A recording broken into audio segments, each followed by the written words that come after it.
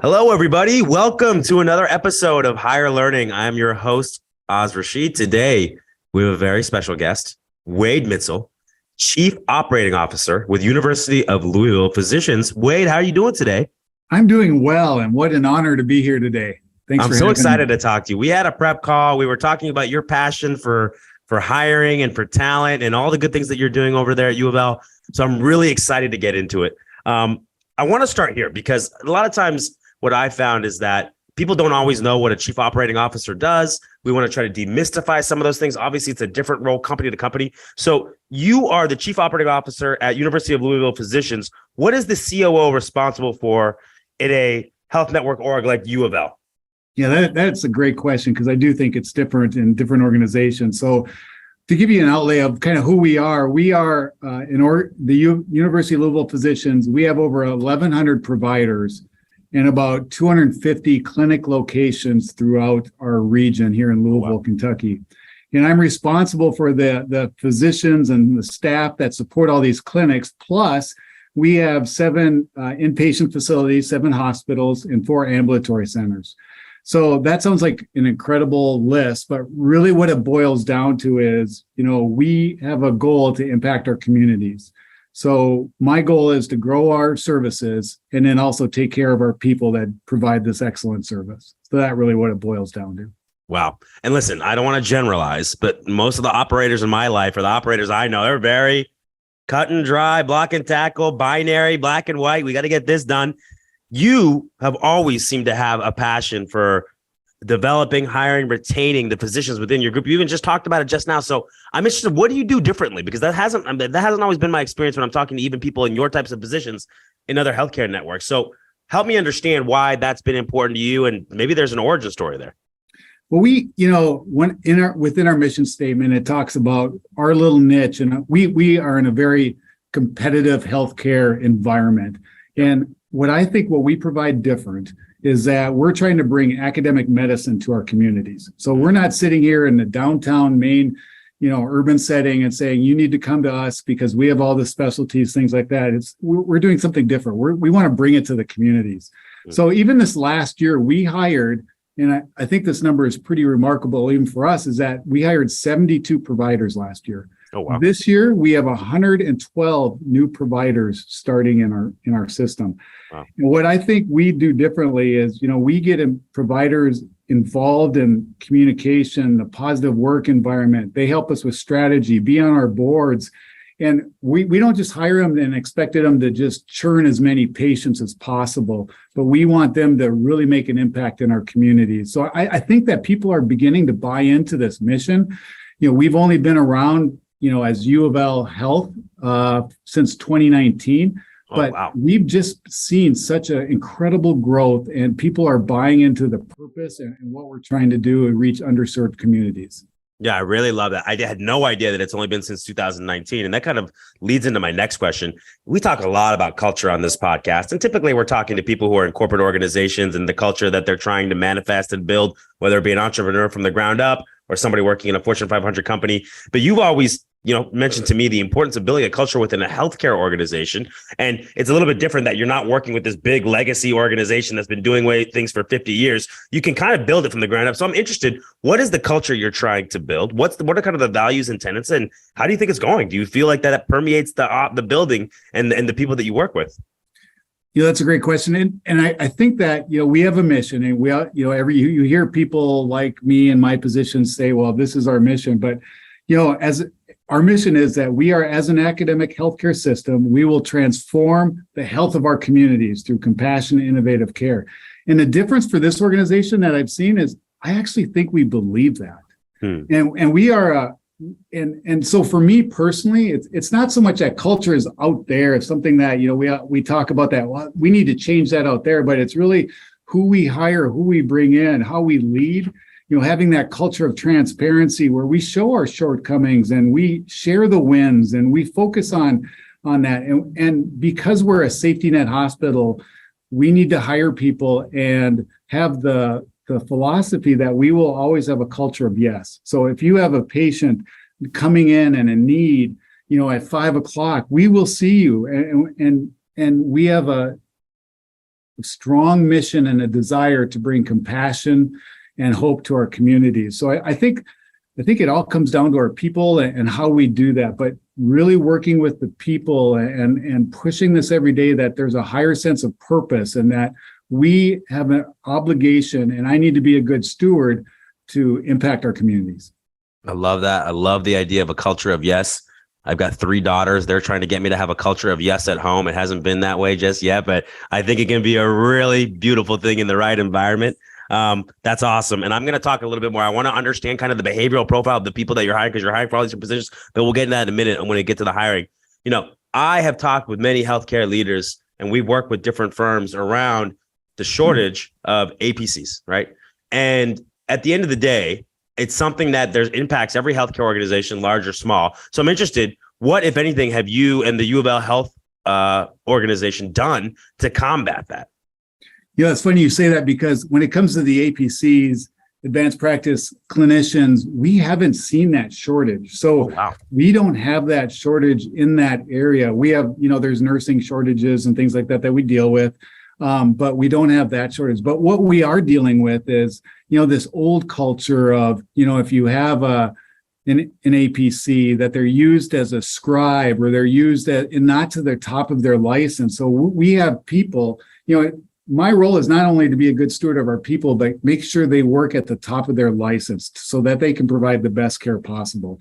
And we don't always do that. So we have, a physician, and then the APP is following around documenting. Well, I don't think they got into the field of medicine to document. I think they got in the field to take care of patients and to make a difference. And sometimes we don't always allow them to do that. So that's what we need to fix and change, and understand that, the APC is going to play a bigger role, and that team medicine and using them to the highest potential is really where medicine needs to go. And I think the industry has fallen on that a little bit. How introspective of you, and that you're right from a cultural perspective, right? You want to feel like your work is impactful. You've gone through all these trainings, you've done all these different things to get to where you are, and how demotivating it has to be doing something that you think is very different than what you've been trained and you're qualified to do. So I think that's a really good call out on your part, and something that probably makes your organization very different in terms of focusing on that, because I haven't heard that before. And so maybe that's why you're not dealing with the shortages like I see with so many other organizations. That's awesome. So listen, this is a podcast about hiring. You like to hire. You've hired probably thousands of people throughout the course of your career. I'm interested to know, do you have an overarching hiring philosophy for anybody that you bring into your organization? Yeah, I do. And I think that it is my role as CEO to bring, my philosophy is to hire the best fit that will bring energy and passion to our organization. And when you see fit, I think fit, qualifications, training, experience, education all fits in that. But, we need more people with the energy and passion to do what we do, and not just fill a role, but to find people that want to make a difference. So I think that is really my goal, is when we look at hiring people and bringing them on board and making sure they fit that culture that we're trying to develop. Now, listen, some people do that through like intuition, right? And training what's important to us. We want you to look out for it. And then some people are much more systematized about it, right? And they're saying these are the 8 behavioral qualities and the values we want, and we have to ask questions, map back to that, and create that standard. Where do you see UofL kind of falling within that spectrum? Yeah, and whether it's good or bad, I would probably lean towards the first one of just, trying to get that intuition and understanding. And a lot of times it's just some of the questions we ask, and really understanding why they're applying for a position and where they're, my goal is really to fill their sense of purpose, no matter what position they're hiring for. If I can have a person do a role that feels like they're hitting their purpose and they're impacting the communities, they're going to work harder and do a lot more for our system and be happy and make a difference in the health of our patients. So that's really what I try to do and focus on. Yeah, I think it's a very smart call out on your part, right? Everybody's motivated differently, some financially, some title, some support, some environment, innovation, all these different things, right? And I think the number one thing, if you have to do one thing and figure out an interview process, is what is this person's top motivation? And do we offer that here at our company? Because if not, this person, even if we hire them, they're not going to last, right? Yeah. You have to be able to know where people get their energy, where people, listen, getting up every day, going to work is not always easy. And so you have to have that extra something where I'm motivated because I get this at my company. And so that's something that we train and we talk a lot about at our company too, is early on when we're talking to executives or we're talking to people down at the analyst level, whatever it may be, positions, APCs, we need to understand what is important to them. And then it's not a matter of good or bad. This is your preference. And now we've got to find the right client, or we hope we have working with a client that brings that to the table. And if you hit that fit, more often than not, you're going to have great long-term hires. Because something that happens in my industry, unfortunately, a lot is the idea of victory is a signed offer letter and somebody starting right that first day. And I've never looked at it that way, because it's so counterproductive to have somebody start and then they're 120 days in and they're like, uh-oh, this ain't the right place for me, right? And now they're like, should I leave? I've only been here 6 months or whatever it may be. And now you haven't done your job. Your client's unhappy, your candidate's unhappy, and your brand reputation just goes to hell. So we've always thought about, what's that first year anniversary? What's that second year anniversary? How do we make sure that somebody has what they need to be their best selves professionally at these companies? And I think if more people took that mantra in terms of hiring, I think we'd be in a better place in terms of having less attrition, better tenure, more engagement, all these things that we read about on LinkedIn that are going down, down, down, down, down. I think if we focus on these right things, we can get them going up, up, up, up, up. So totally aligned with you on that. You mentioned questions. Do you got a favorite question that you like to ask in every interview? Yeah, and I like to ask them because it just builds more of, I can build off of how they answer and dig in. But I got two big questions. One of them is, from your knowledge of the job, what value are you going to bring the organization? So I can see, how much thought they put into the job, or if they're looking at it right, or if they're even applying for the right job. And then, and I'm trying to think, does it fill their purpose? Are they prepared to know what the job really is? And are they really qualified for it? So it really digs into that value proposition. And my second one, and it's not a trick question, but I really love this with executives, is, how do you lead with compassion? Ooh. And it's not a trick question, but it's something that, really shows where they're at, because we need more compassion in healthcare. I mean, that's sad to say, but I really think that, especially at the executive level, and it's interesting, some of the answers I get. And, even 2 weeks ago, we interviewed someone for a CEO spot, but I asked that question and they said, "You got me stumped here. I don't know what you're looking for." Ooh. But I really care about people. I really want to make a difference. And they gave a great answer. But, it was really introspective, where they had to dig a little bit deeper into their heart. And it wasn't just, the 50 interview questions you practice on a regular basis. It really showed who they were as a person. Did this person have healthcare experience previously coming in? Yeah, they did. Yeah. So and listen, I sit here on the sideline and I say, well, isn't that kind of cost of admission to be working in healthcare? But you're right. It's probably more often than not always the case. And so you have to dig into that and figure out who is doing that. In our company, try to talk about, and I try to interview, and especially for leaders, is leading with empathy. Right. Yeah. And so I think there's a difference between compassion and empathy. Compassion makes total sense to me on the healthcare side. On our side, empathy, your ability to put yourself in your employee shoes, your customer shoes, your candidate shoes, your vendor shoes, look at it from their perspective and understand it, not always agree. I think that makes for a very dynamic leader, somebody that it can be well-rounded and somebody that can handle tough situations, complex situations, problem solving, whatever it may be. If you're able to look at all the different stakeholders, and I think it's a big part of my career. I always tell people, the number one business quality that I think is really important in a leader is empathy, is your ability to understand your customer. Do you understand what your customer really wants? And then can you build a service or a program to that? So I love that. I might start asking about compassion myself, because I think that's an important quality as well. But I do think those two things are different. So I appreciate you differentiating that. So I got to ask you, if I asked you about a memorable interview experience, maybe one that you were interviewing, or maybe you were interviewing somebody, what comes to mind when I say that? Well, I got some good and bad ones that come to mind. Shoot, the bad ones usually get better ratings, but we're good for anything. Well, one of my good ones was, it was a middle management position.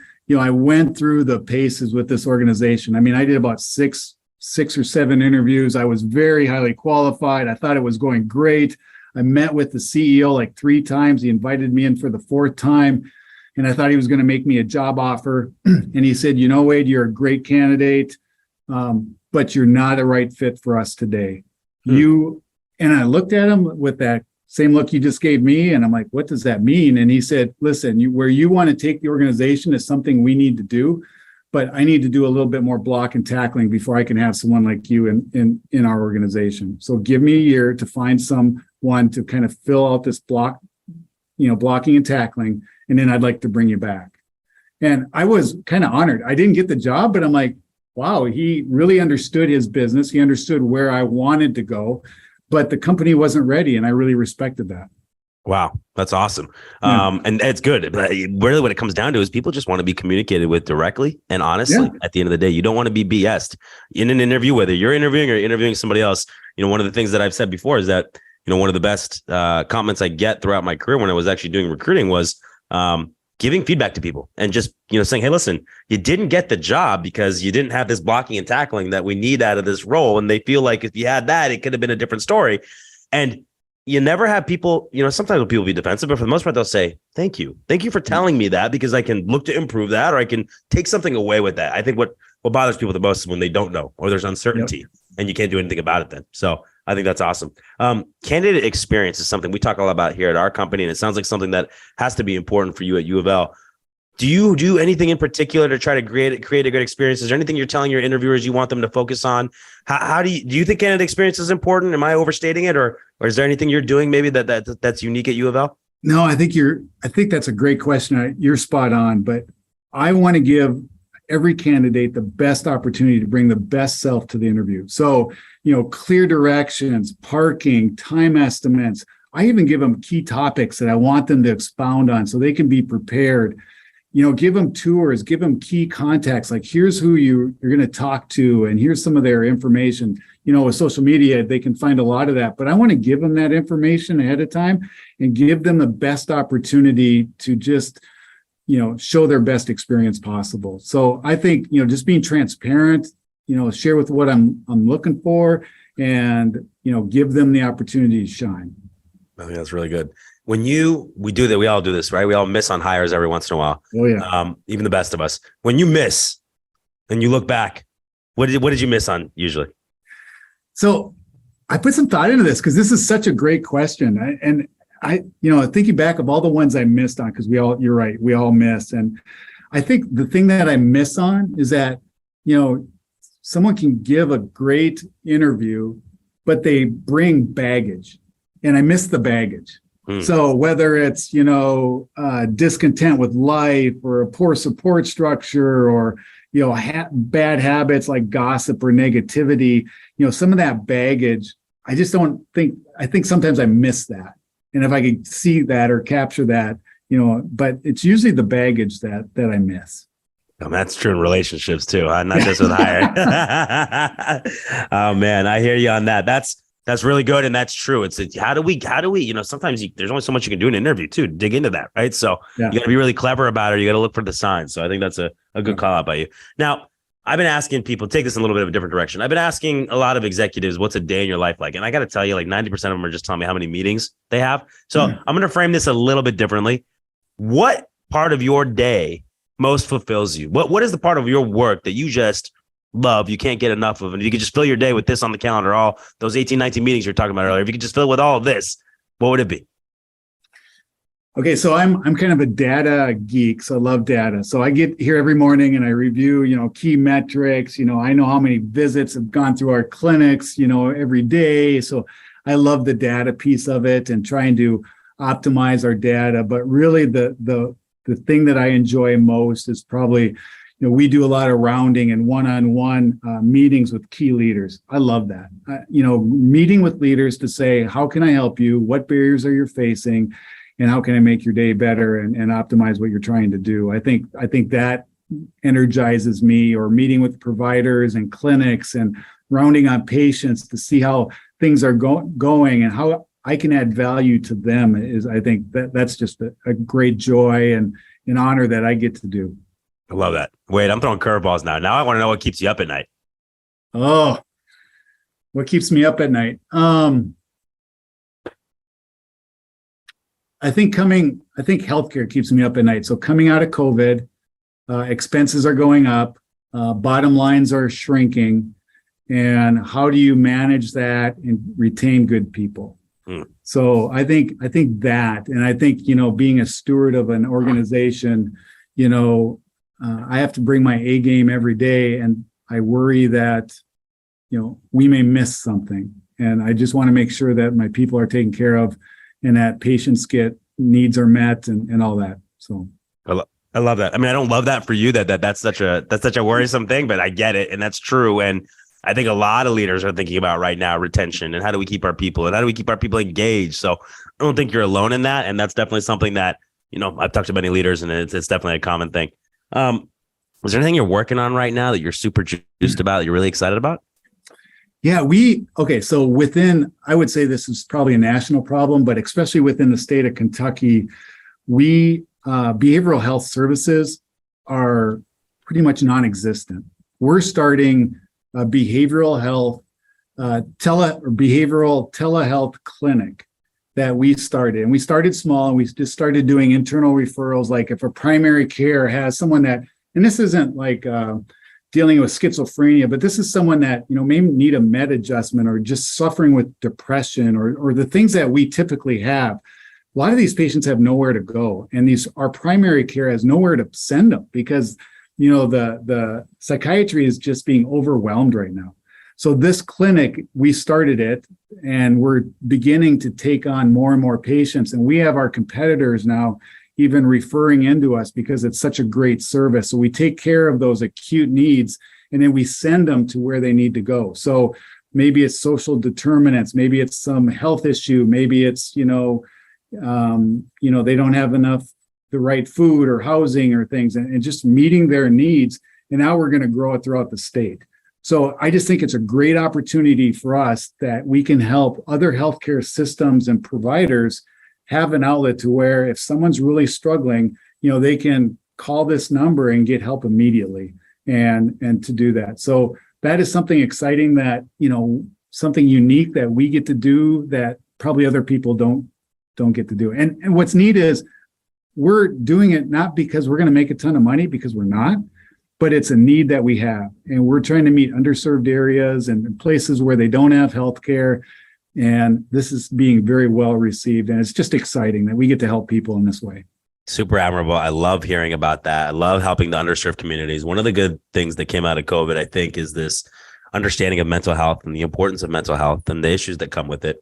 And, so long we've treated the physical body, right? And there's this thing we got going on up here that can cause just as many issues, right? It might not be as cut and dry as you might see with somebody having something in their physical body, but it's definitely there, and it definitely impacts us. And those types of services are much needed, especially in our underserved communities. So I think that's awesome. I think that's super admirable, and I'm appreciative of you doing that and telling us a little bit about it. All right, I gotta ask you. I'm big on sports. I just love sports. A lot of times this podcast just turns into a sports podcast, so I apologize in advance. I see we ask people about their LinkedIn posts, and you got to post a fantastic evening with 200 UofL physicians and speaking with UofL basketball head coach Kenny Payne. Great things are going to happen in Kentucky. Power of you. All right, I got to ask you a few things. First off, on the meter of how much you dislike Kentucky Wildcats, 1 to 10, 10 being absolutely loathe them, 1 you're pretty apathetic to them. Where are we at in terms of the University of Kentucky? So I'm not from Kentucky, so I don't. I've only been here 8 years, so I'm at about a 2 as far as reading UK. Right. So I hope none of the U of L people hear that and get upset, because I know there's a big rivalry there. Have you gone to a lot of basketball games? Have you spent time at the Yum Arena? I spent some time, not a lot. I'm not a big basketball. I'm a huge football fan. Okay. So, I haven't done a lot of the basketball, but the football, and I love the rivalries. I think they're great, and I'll jump on the Louisville bandwagon every time I get, but I don't have a big hatred like some people do for one side or the other. Okay, good. Because I'm wearing Kentucky blue right now, so I didn't want to throw you off there. And listen, I can Lamar Jackson. That's a big alum from the football program, so they got a great football program too. What did you do with Kenny Payne and all these 200 physicians this night? Why was this such an impactful night that you posted about it? Well, this was impactful because he explained, what it was about being a leader and bringing a program, coming in for a program and leading with purpose. So he said, he had a very strong career. He didn't need the money. He didn't need the fame. He had that. He was getting that, but he had such a feeling for delivering for purpose and to coming into Louisville and reaching kids like on the West End that are underserved and showing them that there's a way and a path and a direction that they can go. And there was a lot of, a sense of hope, and as a leader, we need to deliver more hope, I think, and to show that there's a purpose and that everybody has that. And so it was a great meeting where physicians, we could all ask, like, as you deal with your children in sports, what's your comments on this? And it was very, very, wasn't a sales pitch, but it was just about, being a person and also being a coach and being a leader. And it would just hit on all cylinders. So it was awesome. Sounds super inspirational. That's awesome. And you got to be in that job. You got to be motivating Yes. young college students to perform at their best. And there's all different types of complexities dealing with college students. I know all about that. All right. Last question for you, Wade. I want you to amplify a bit of career advice that maybe you didn't have early on in your career, but that now that maybe some of our younger listeners or earlier in their career listeners can take away. Yeah. And I would, that is an excellent question because I think, I am very strategic and methodical in how I lead and how I do things, being in operations, that's kind of how we do. If I could give advice, it's this, is that your career journey will not be a straight path. And that is okay.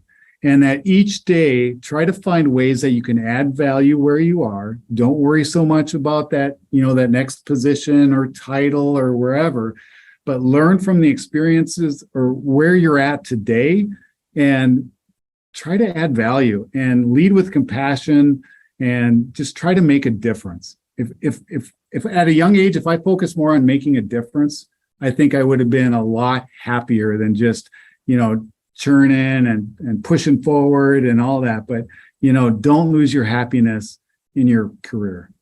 Success is very rarely a straight line. And one of the jokes of life is that all the things that would have helped you at 18, 19, 20, 22, 23, you seem to have in your back pocket when you're 39, 40, 41, 42, right? Yep. But that's how it works, right? You have to go through these reps and these experiences to get it on your own. So you know it now. So you're better off than you were, say, when you first started your career. But I think it's great advice and very prescient for people to take advantage of. So Wade, I got to tell you, you're second to none in terms of your compassion and your love for your people. It pops off the video. I really appreciate you taking a little time to talk to us, give us a little bit of the secret sauce of what's going so well for you and your organization. And I appreciate the time. Thanks so much for joining us. Hey, thanks so much. I appreciate what you're doing. And this has been great. Thank you for your time. You got it, Wade. Talk to you soon.